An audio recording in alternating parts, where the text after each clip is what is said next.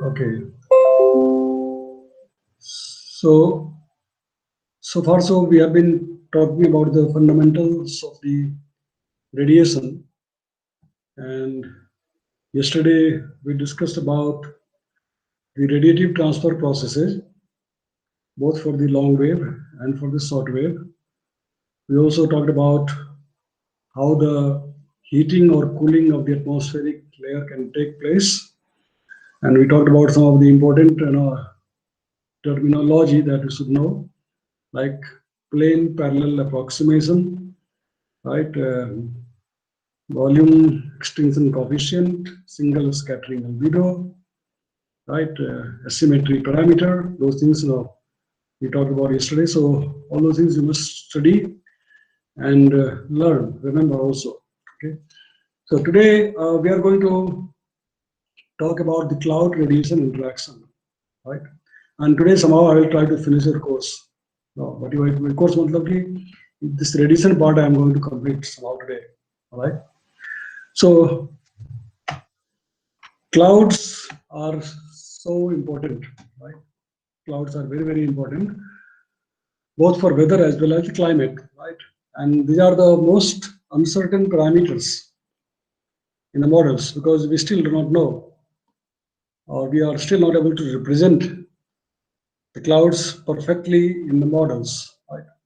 So how the clouds give feedback to the climate is still uncertain, right? And among those uncertainties are the cloud radiation feedback.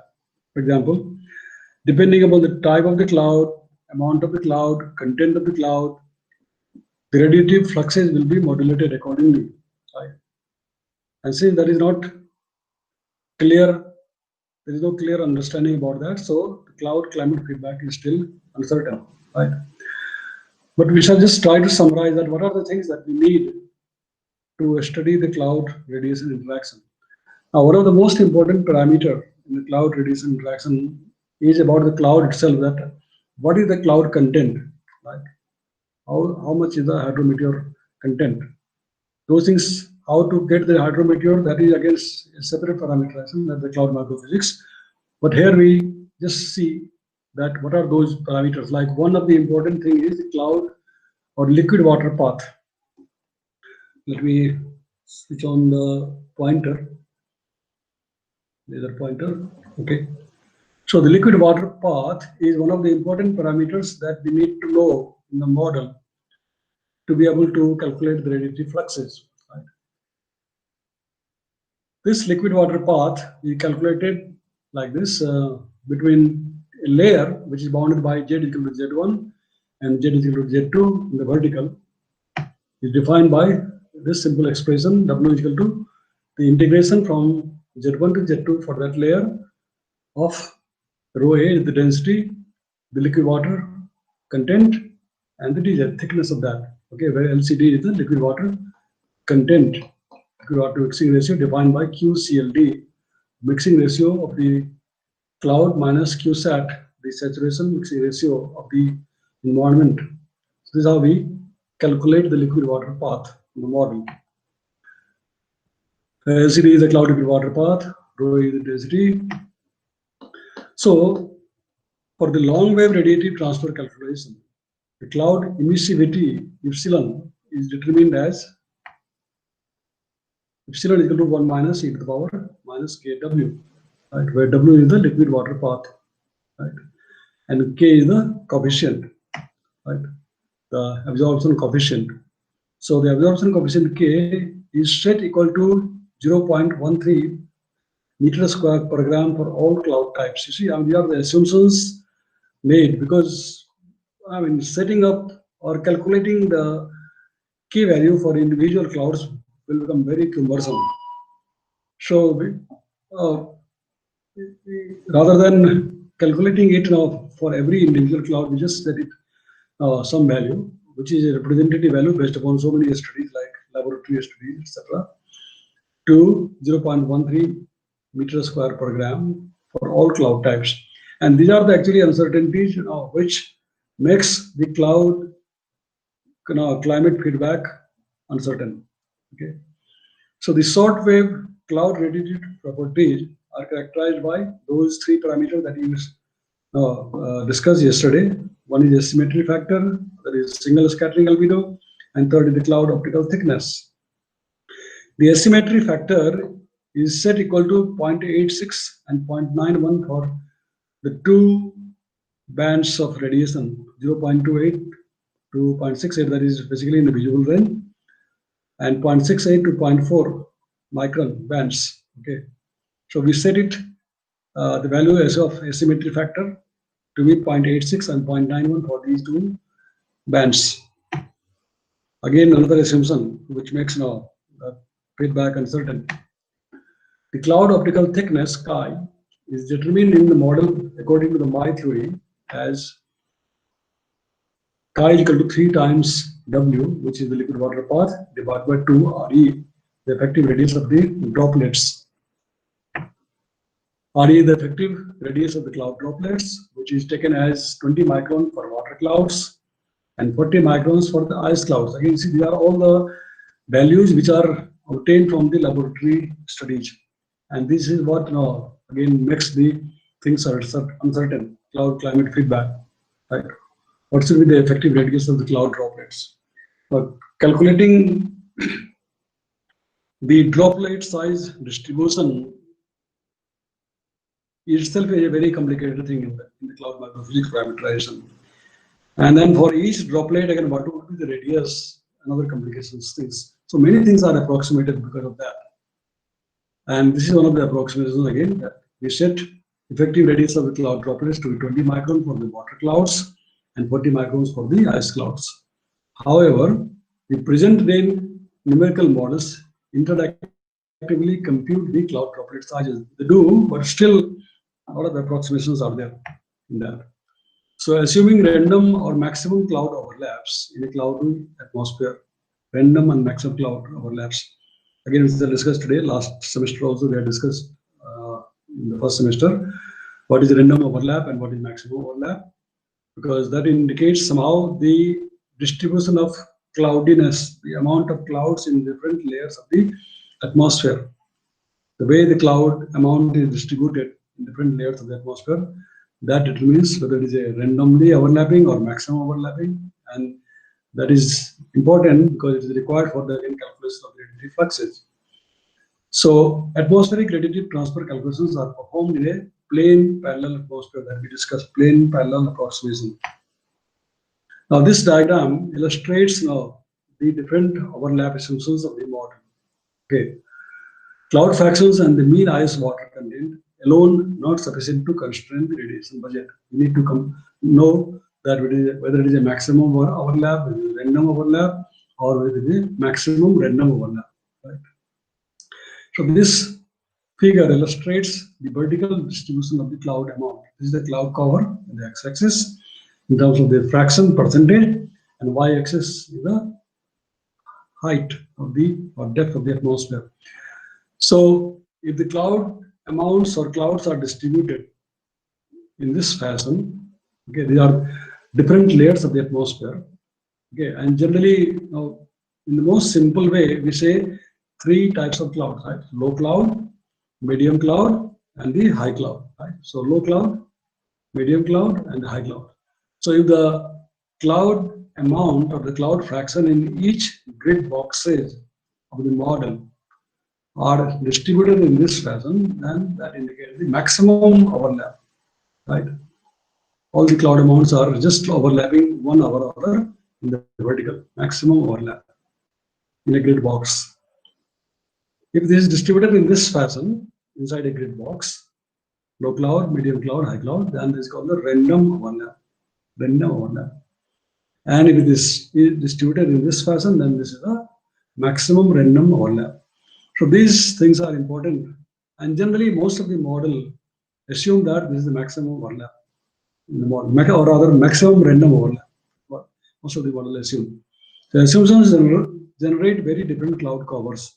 Most models now use maximum random overlap, but there has been very little validation of this assumption. Okay, so these are again the uncertainty factors in the model. Okay, we don't know whether the clouds are randomly overlapping or maximum random overlapping, right? We don't know for sure, so we just assume that it is maximum random overlapping. Now, what is the net effect of the cloud? This cartoon, I think you have seen it earlier. What is the net effect of the clouds, right? Because as I said, each cloud type will interact with the radiation in different way. Low clouds interact in different way. High clouds interact in different way. Again, low clouds will interact with the short wave in a different way, and low clouds will interact in a different way with the long waves, and so on, right? And similarly for the high clouds also. Now, for long wave and short waves, high clouds also will interact in different way. For instance, now this diagram illustrates that. Suppose this is the high cloud. Okay, this is a high cloud, and this is the low cloud. Okay, low cloud and the high cloud. So this is the solar radiation, incoming solar radiation, short wave. So generally, high clouds will allow penetration of this short wave radiation to the ground. Almost all of the radiations in the short wave range can penetrate through the high cloud and reach the Earth's surface. Very little amount gets reflected back. But on the other hand, the high clouds will trap most of the long wave which is emitted from the Earth's surface. So most of the long wave gets trapped by the high cloud, and some of it gets re-emitted towards upward direction, and some of it again comes back downward toward the Earth's surface. So this is how the high clouds interact with the short wave and long wave radiation. Okay, the low clouds again do the opposite way. The low clouds, most of the short wave radiation gets reflected by the low cloud, and little is allowed to penetrate down to the surface. And that which reaches the surface, again, part of it gets reflected back or re-emitted back after hitting the Earth's surface. But for the long wave, unlike in the short wave case, long wave case, for the low clouds allow the long waves to penetrate through it. All that long wave radiation which is going upwards from the Earth's surface penetrates the low cloud and go down in the atmosphere. Part of it also gets reflected back to the Earth's surface, right?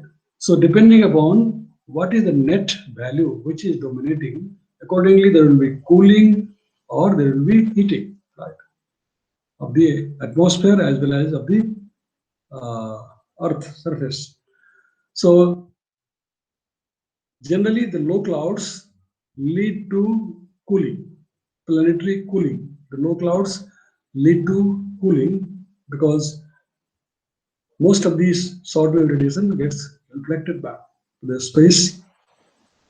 Okay, very little penetrates down to the surface. Okay, and also it allows these long wave to go up, penetrate upward. So in a net, this low cloud leads to the cooling of the atmosphere, and the opposite is the case for the high cloud. Generally, the high cloud leads to the warming of the atmosphere, planetary warming, because most of the high clouds will trap the long wave radiation which is going up from the Earth's surface, and these trapped radiation, they warm up the atmosphere. So generally, in general, the low clouds lead to the cooling and the high clouds lead to the warming of the atmosphere.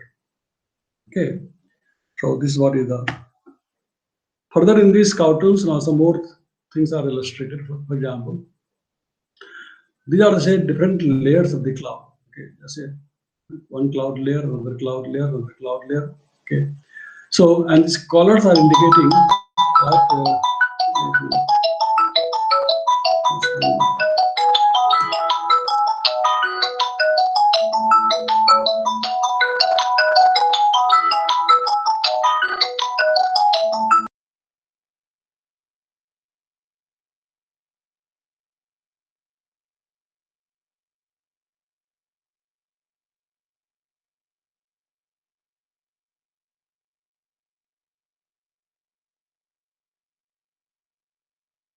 Sorry about that.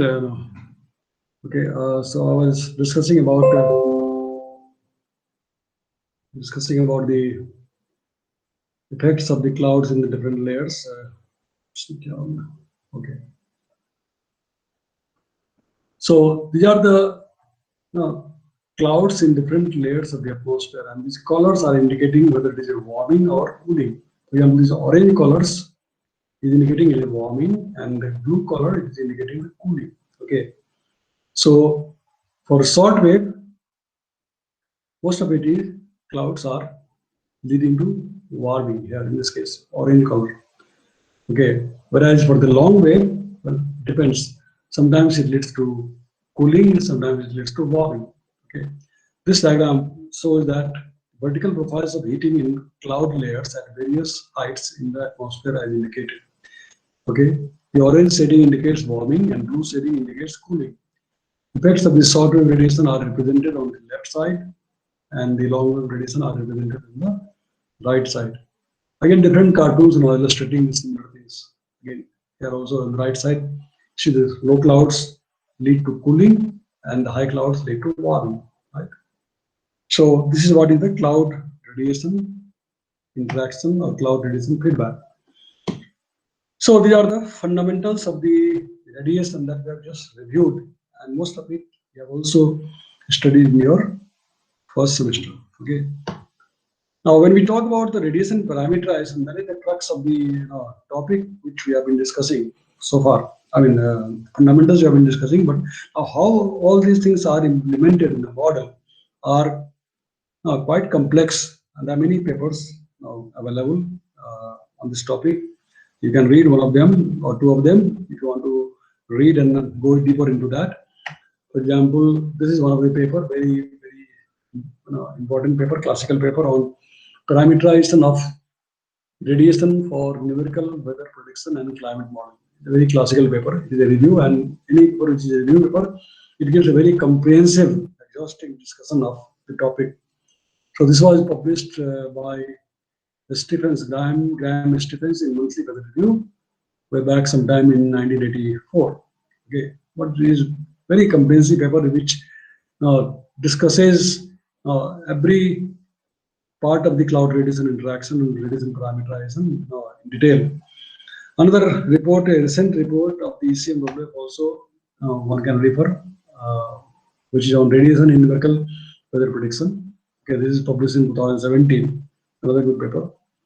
All these things you can download also from the internet. Okay, and this PowerPoint anyway I will mail to you. So if you want to go deeper, you can read these papers in detail. Now let's see one by one what is done in the radiation parameterization. Okay. Now when we parameterize the radiation in the model, we parameterize just like we discussed separately for long wave and separately for the short wave. The short wave is parameterized separately and long wave is parameterized separately. Again, in the model, we parameterize the cloudy atmosphere in a separate way and parameterize the cloud-free atmosphere in a separate way. Because each of them have a different features, different characteristics, how they interact. If the atmosphere is cloud-free, then how it interacts with the atmosphere, that is only aerosols and gases are present. Or if the atmosphere is cloudy, then again, cloud makes it more complicated, right? And for separately for the short wave and the long wave. So first one is parameterization of long wave fluxes in the cloud-free atmosphere. We just summarize here. We'll not go into detail because we can't now afford to do that. We don't have so much of time. Okay? You can read those papers which I just referred to. Now inside this, parameterization of long wave fluxes in the cloud-free atmosphere, that is clear sky, in the clear sky. First, we compute the long wave radiative fluxes. Okay. Then we integrate that over the optical path, okay, for each layer. And in that, again, so many things are involved, like we do the scaling approximation, we do the, there are so many simplifications like a scaling approximation, 2-parameter approximation, how to integrate the optical path throughout the atmosphere, integration of absorption over frequency, different frequency band clouds, transmission in the water vapor absorption continuum separately, overlag overlapping water vapor and carbon dioxide absorption. For again those greenhouse gases, we try to calculate the fluxes in different way, and how when they are overlapping, then how we calculate or how we treat them, that is calculated. Then the computation of the fluxes have also different ways. Like one is what is K distribution method, then the broadband flux emissivity method, long wave flux equations in the broadband emittance form, alternate forms of the emissivity, summation of contributions by all atmospheric layers, and so on. So these are all for the calculation of the long wave radiatory fluxes in the clear sky. Now, for the cloudy sky, all that you saw earlier was for the clear sky. Now for the cloudy sky, what we do in the parameterization. First, we do the calculation of absorption approximation of the clouds, then calculate the mass absorption coefficient and liquid water path, then calculate the broadband flux emissivity, then calculate the estimating broadband fluxes, calculation of long wave fluxes in an atmosphere containing cloud, which is partially black cloud or partially cloudiness, and so on. So this was for the cloudy sky. We saw for the cloudy sky what are the steps which is taken, and we saw the steps for the cloud-free sky or clear sky. Similarly, for the short wave also, we treat separately for the clear sky, and what are the steps in that? Number one is short wave flux equations in a non-scattering atmosphere. Then we calculate the parameterization of transmission absorption functions. Then for water vapor, for ozone absorption, for this band of radiation, 0.28 to 0.65 micron. Then uniformly mixed gases, we consider separately, and they are all for the clear sky case. Parameterization of scattering and absorption. I think my laser pointer is gone. Do once again choose the laser pointer. Okay. So parameterization of scattering and absorption in the clear sky. So that was for the short wave in the clear sky. Now short wave for the cloudy sky. So in this we calculate the properties of the clouds for the short wave, and in that number one is transfer of solar radiation in an absorbing scattering medium. Number two is using different ways of calculation, like one is the two stream function. All these things are detailed mathematical calculations which we cannot discuss here. Parameterization of cloud optical properties for the short wave, parameterization of cloud optical depth for this range 0.3 to 4 micron range, parameterization of single scattering albedo, parameterization of combined effects of cloud droplets and water vapor absorption, transfer of solar radiation through multi-layered atmosphere, the aiding method, partial cloudiness and treatment of overlapping clouds, and so on. So, in a nutshell, it is a very complex calculation of the radiation parameterization. Okay, and there are so many challenges involved in this to parameterize in the NWP model. And this is again another cartoon or illustration to show that how complex is the calculation of the radiation parameterization in the model. And as you can see, different types of surfaces that we have. Okay, sea surface, snow covered surface, forest covered surface, urban areas, orography, mountain areas, etc. etc. All these things will interact differently with the long wave as well as the short wave. Okay, then the clouds in the atmosphere. So all these things, we have discussed many things like what kind of overlapping assumptions. Okay, the 3D effects of the cloud, the particle size inside the cloud, also the aerosol particle size, scattering of the long wave, optical thickness of the clouds, subgrid scale heterogeneity. Like in a model, you have got thousands of grid points or grid boxes, and how these clouds are distributed in different grid boxes, subgrid scale heterogeneity. So that will also make a difference. So then in the clear sky, the absorption of the radiation by the clear sky, that means because of the aerosols, water vapor continuum, Okay, in the middle of atmosphere again, it interacts in different ways. Okay, so all these things are there: ozone, water vapor bias, and so on. Okay, so obviously, we can't do all these things by hand. So we need again a massive supercomputer to do all these calculations in the model. Okay, and mind you, this is not the only parameterization scheme. There are many other physical parameterization schemes which also have to be calculated, and most of them are equally complex, not just radiation, but most of them. Okay, so these are the complexities and challenges for radiation parameterization in the NWP model. Okay, now let's quickly summarize how these parameterizations are dealt with in the model, like the WRF model, for example. This is the most common and most widely used model by probably millions of people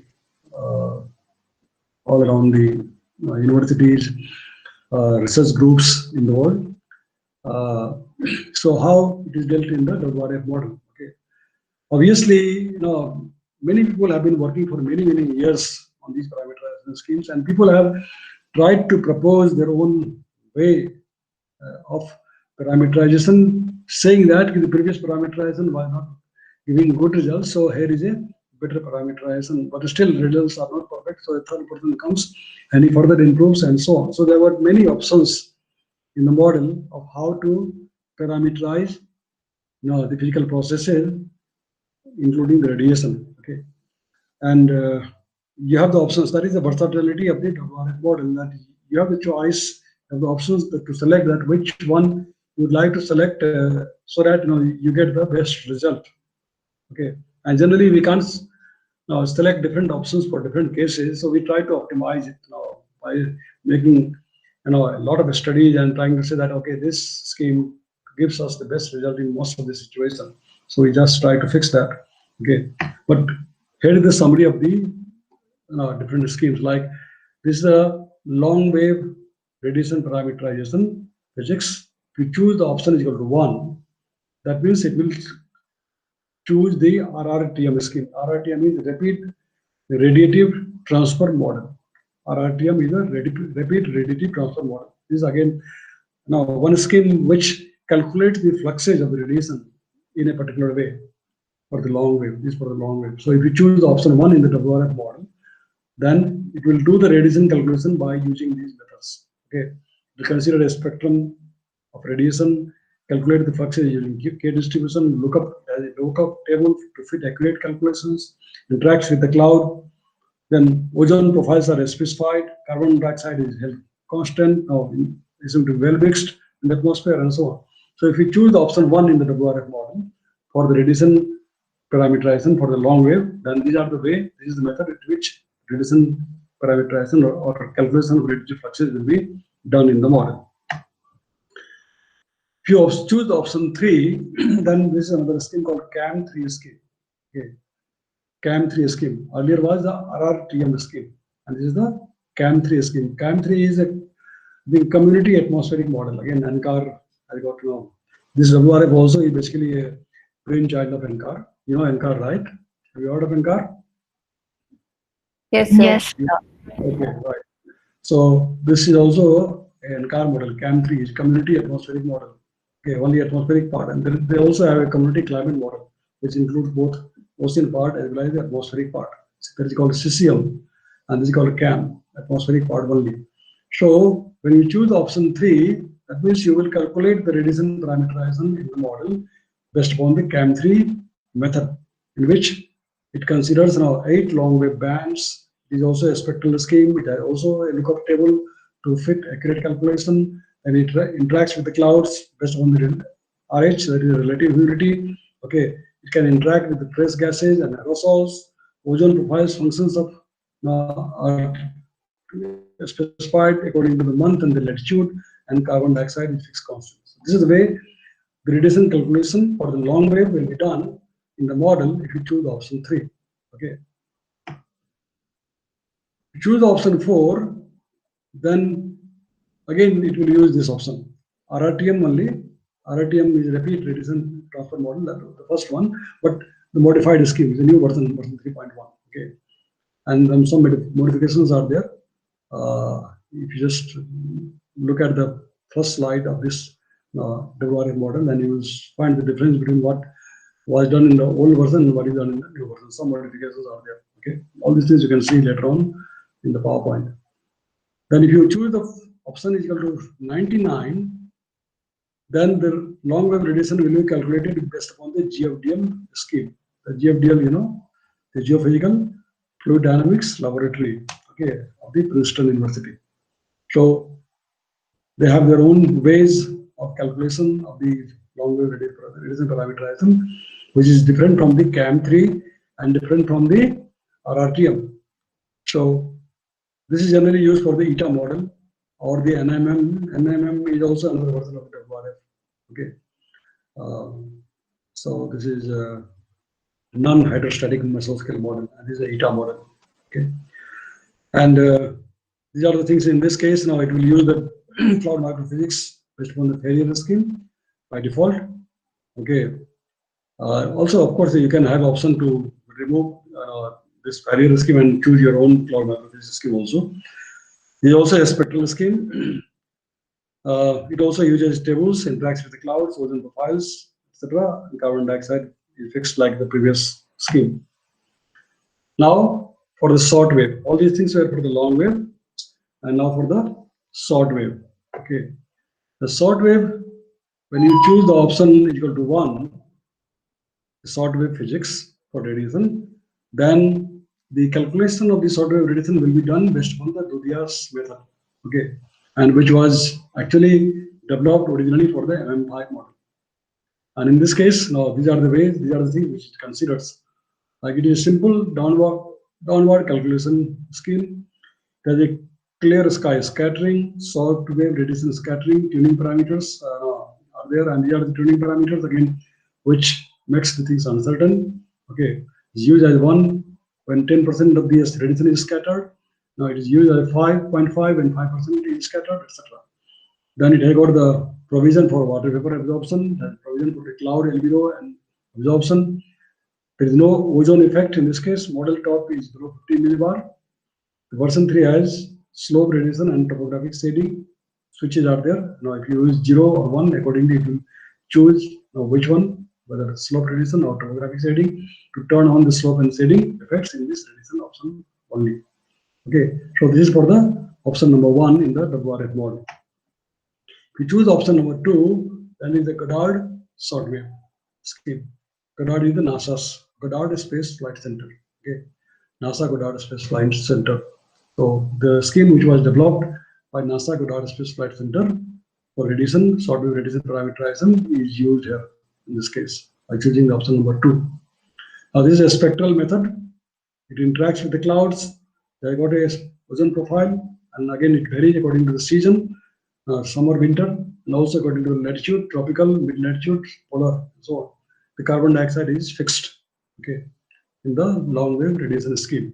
Okay, I was there at Goddard Space Flight Center long ago. Okay, I think more than, how much, more than 20 years ago? 1996. कितना साल हो गया? 1996, 1998 I was there at NASA. So at least time passed so much, 20 plus 4, 24 years ago. Okay, so this is the NASA scheme for short wave parameterization. To choose option 3 for short wave, then to the CAM3 short wave scheme. CAM3, already I told you, community atmospheric model, and they got 19 spectral bands, interacts with the cloud, ozone, carbon dioxide profile is specified as in the CAM long wave, can interact with the aerosols, trace gases. Okay. Note that the CAM schemes need some extra nameless items. So okay, those things you will have to bother when you actually run the WRF model and want to choose different schemes or want to do experiments, numerical experiment by choosing different schemes for the radiation parameterization. Now, if you choose the option 4, then this again RRTM scheme, repeat the radiation transfer model. Okay, there got 14 bands of spectral bands, interacts with the cloud. Ozone carbon dioxide profile is specified as in RRTMG long wave, can interact with the aerosols and trace gases. All these things you will find also in the documentation of the WRF model. Okay. If you choose option 99, then it is basically the GFDL short wave scheme, and it is basically developed for the ETA NMM model. The default code is used for with radial, just like the long wave case, ozone carbon dioxide profile as in GFDL, and it interacts with the clouds. Okay, so these are the different options. Now, there is another important thing now called RADT, generally used in the model. That what should be the time interval or time steps at which you should try to calculate this radiation fluxage, or at what frequency of time you should parameterize the radiation. So that is also important, right? For example, now because when you are integrating the model for 2 days, 3 days, 5 days, 10 days, then during your course of integration, you have got the diurnal cycle, right? You have got the day and you have got the night, again day, again night, again day, again night, right? Depending upon how long is your integration of the model. So during the night time, when the model gets night or night occurs in the model, then there is no short wave, right? Because there is no solar radiation cutoff, sun is not there in the night time, right? Whereas during the daytime, you have got both short wave as well as the long wave. Because sun is also there, short wave radiation, and when it reaches the ground, it also emits the long wave, so long wave is also there. So during the daytime, you have got both short wave as well as long wave calculation, whereas during the night time, you have to calculate only the long wave radiation. Right? So what should be the frequency, and whether we should calculate these complex calculations at every time step, or we should have some longer time steps. For example, you know that your time step of the model is determined by the grid length of the model, right? Because CFL condition, right? Remember the CFL condition? CFL condition? Are you all hearing me? Hello? Yes, sir. Yeah, you remember the CFL condition, right? C delta T by delta X. Yes, sir. You remember that CFL condition? So, in order to satisfy the CFL condition, your time step has to be restricted. And so time steps can become sometimes even in terms of seconds, few seconds only. So do we need to really calculate this complex radiation at every few seconds? And it is not required like that, because radiation will not change so rapidly in the time scale of seconds. So we have to fix up, and generally, sometimes we fix up the long wave, say at every 3 hours, or short wave at every 1 hour. So this control is given there by this parameter called RADT.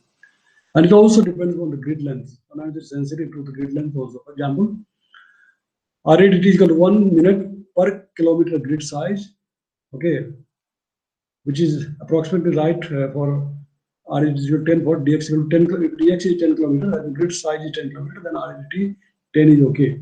At least 10 minutes in every 10 minutes you calculate. So the radiation is too expensive to call every time step. I think we are almost finishing this topic, and also we are finishing our time. It's almost 3 to 9. You have a class, right? There 3:30. Yes, sir. Yeah. So we'll try to finish quickly in another few minutes time. So these are the other things which generally we try to set up. These again related to the time step, radiation time step, and this is generally used for the NMM model. That is for the WRF's NMM version, which generally people don't use. Most of the people use the ARW version. Okay, so you can just go through these slides now. I'll mail you the PowerPoint and then see for yourself. So we have completed the parameterization of radiation today in about 4 parts, 4 lectures. Okay, tomorrow we'll start the land surface processes parameterization scheme. But tomorrow, there is a webinar by Sama at 12 o'clock. So we have to shift our class. So what time do you think we can have our class tomorrow? Can we quickly decide about that, tomorrow's class? Tomorrow, when do you think